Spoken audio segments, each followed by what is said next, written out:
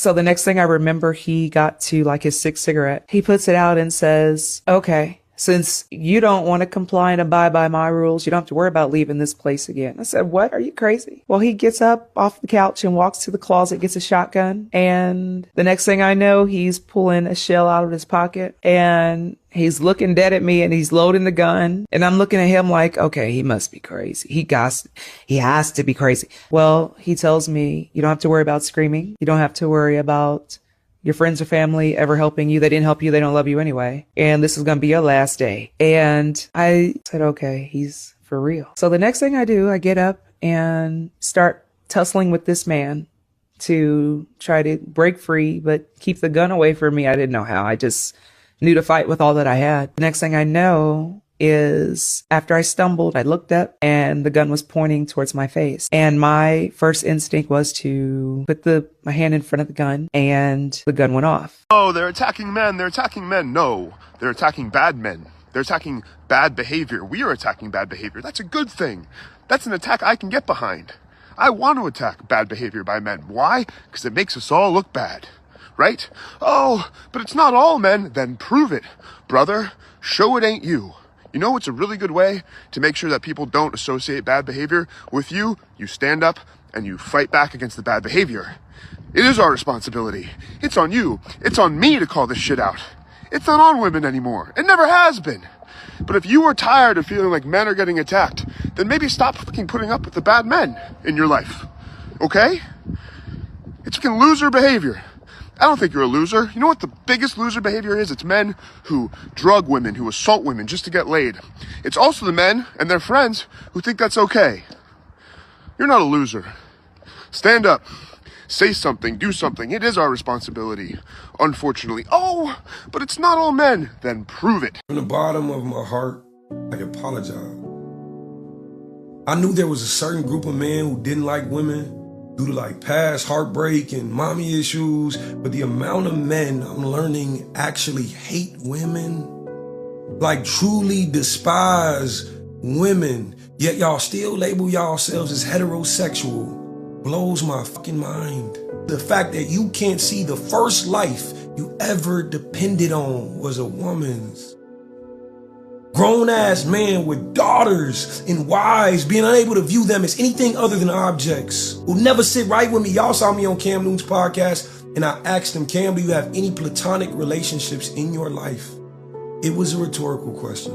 You know why? Because 40% of Cam's staff that was in the room that day for that conversation were women. Niggas in the comment section like, at least he's self-aware and be aware enough to know you just disrespected all of them.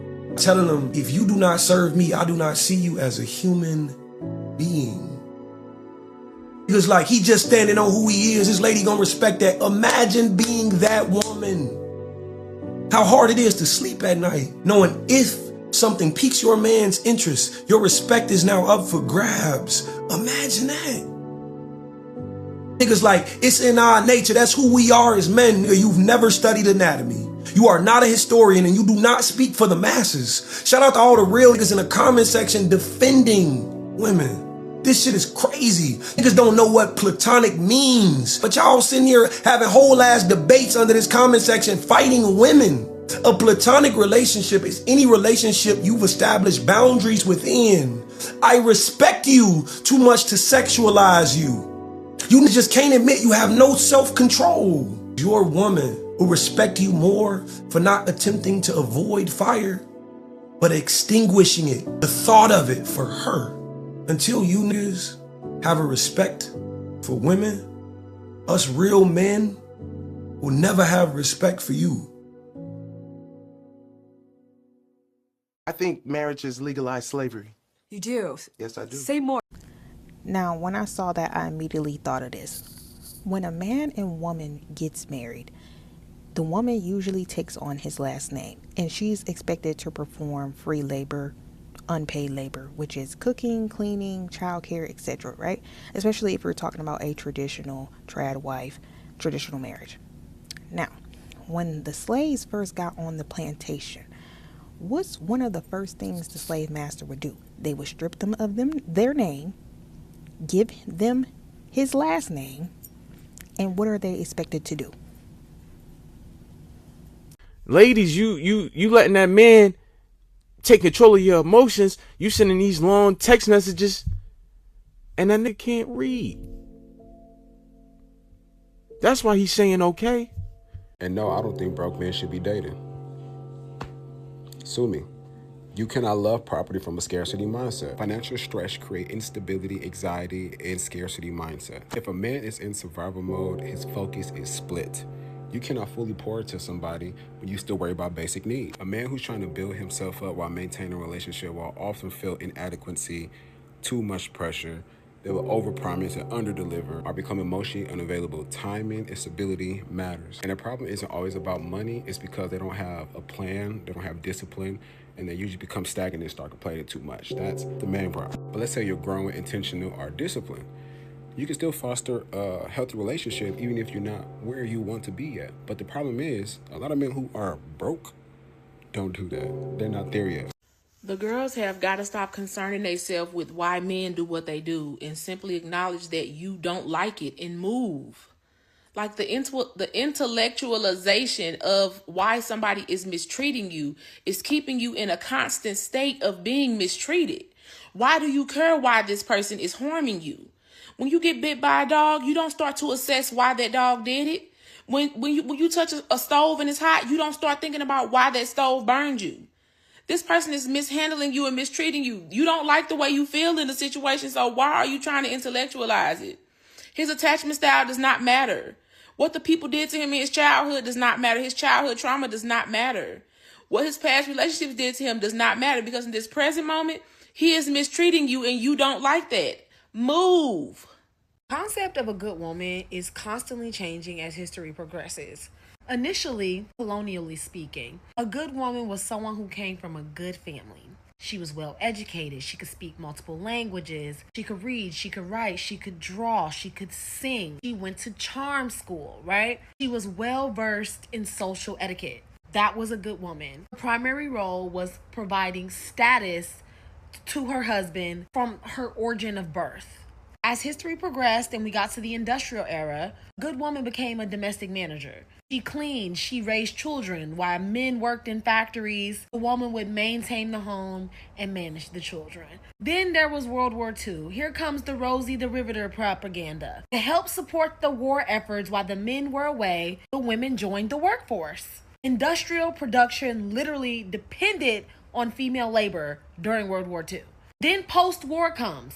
The men come back. Women are asked to go back to the household. Soldiers needed jobs. Women were pushed out of the labor force and back into domestic roles. Mind you, all of this before women even had bank accounts. Then here comes the 1980s. Women are working full-time and doing all of the domestic labor. They're girl bossing it up because the economy requires a dual income. But domestic expectations for women don't shift to men.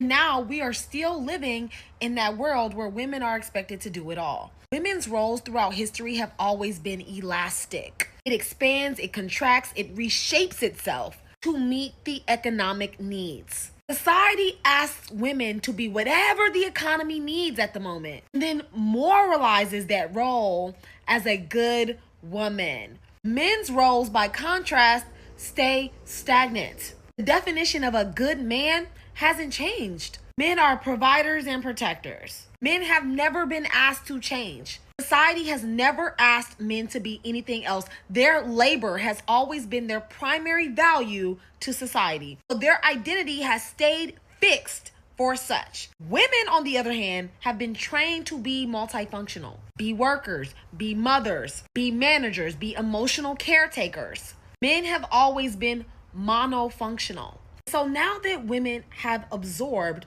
two roles, society has made men obsolete to the average woman. If she can do all of her own domestic labor, if she can provide and protect for herself, if she can emotionally regulate herself, what can a man do for her? Men's inability to change and to shift the same way that women have been forced to change and shift is why the average woman does not need a man. You are not able to add value to her life because you are stuck in a role that has become obsolete. Women make money. That is the truth. There's no way around that in society. Society now requires women to work because of capitalism. Capitalism requires lots of bodies for the workforce. So there's no women leaving the workforce. There's no women stop doing domestic labor because everyone has to do domestic labor. If men are not willing to add some type of value to women's lives, to make women's lives easier, why would a woman accept a man? Like, really, please tell me. Because society has required women to become multifunctional. So where does that position men in the lives of these multifunctional women? Traditional masculinity is obsolete. If men do not grow emotionally, spiritually, domestically, then they really do not have a role in the lives of the average woman. There's no way around that. So the truth of the matter is that men have to look themselves in the mirror and decide collectively that they are going to change. Because there is no role for an obsolete position. Your position has become obsolete. You cannot do the bare minimum. You cannot show up doing the bare minimum, expect to have a role in the lives of the modern woman. These new age men are weird as hell. So treating a woman right, doing right by her, that's simping. You'd rather treat her like shit so that you can get high fives and pats on your back by your male friends. Something about that is incredibly gay. I never seen so many women celebrate not having a man. This shit is diabolical. This shit is crazy. This shit is insane. But go ahead with y'all single hoes. Well, get used to seeing it, Playboy, because women are happier single than being with a man anyway, because nowadays having a man is not even a flex, because a lot of men be wasting their time and only want to use them for one thing, all right? Men have ruined dating, men have ruined relationships, men have ruined marriage, and women are reclaiming their time. They reclaiming their energy back. They're saying they done. So, you know, get used to seeing it. And women are choosing themselves, and that's a good thing. All right? Matter of fact, if I'm not mistaken, the birth rates have went down, so women not even having kids like that. They're tired. They're tired of the mistreatment that they've been getting. They tired of being treated like, you know, something lesser than, and they're choosing themselves first. So get used to seeing it. Get used to seeing it. A lot of y'all dudes, you'll never experience true love. And that's what you get. The thing about people who watch Red Pill content is that the answers that these people are looking for would be found through feminist literature, but they hate women too much to read it. Like, to understand feminism is to understand patriarchy. And to understand patriarchy is to understand what society expects of men, why it expects it of you, and what you can do to fight against those expectations, which will make your life better. It will also help you understand why the men in your life consistently behave the way that they behave. The answers are all there. You just have to read a book written by a woman. Hey babe, good morning. I just wanted to let you know I'm gonna have a pretty busy day today, so I'm gonna try to call you on my lunch break, but if I can't, I'll text you. Either way, I'll see you tonight. I love you.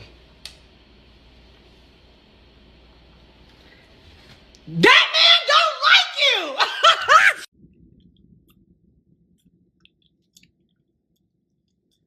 Confuse the enemy. Yep.